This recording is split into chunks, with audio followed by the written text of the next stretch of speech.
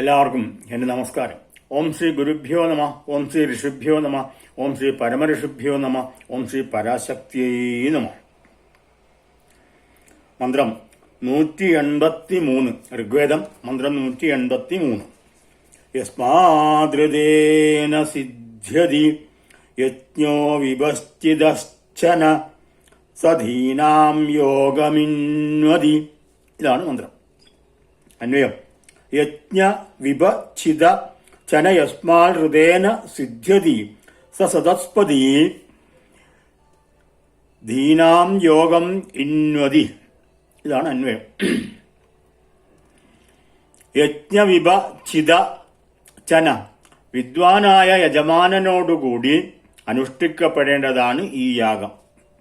യസ്മാൽ ഹൃദേന സിദ്ധ്യതി, ആരെ കൂടാതെ യജ്ഞബലം സിദ്ധിക്കുകയില്ലയോ. സതസ്പതി ധീനാം, സതസ്പതി ദേവൻ യാഗകർമ്മങ്ങളോട് ഞങ്ങളുടെ ബുദ്ധിയെ ഉണർത്തി അനുകൂലമാക്കി കർമ്മം പൂർണ്ണമാക്കി തരുന്നു.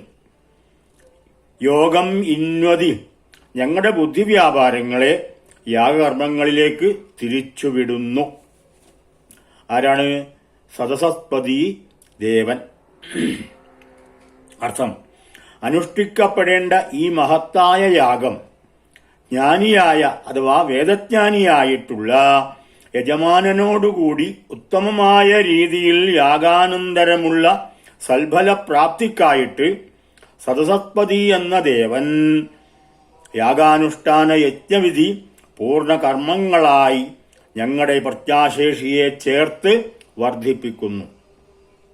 യാഗം പൂർണ്ണമായും വിജയപ്രദമാക്കാനും സൽഫലപ്രാപ്തിക്കും വേണ്ടിയുള്ള കർമാനുഷ്ഠാന വിധികളിലേക്ക് പൂർണ്ണമായും ഞങ്ങളുടെ ബുദ്ധിയെ വ്യാപരിപ്പിച്ച് അനുഗ്രഹിക്കുന്നു.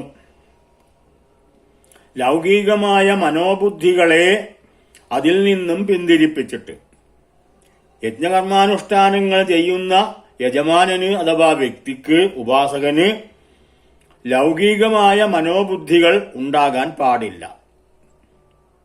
അതാണ് അതിന്റെ ഒരു പ്രത്യേകത.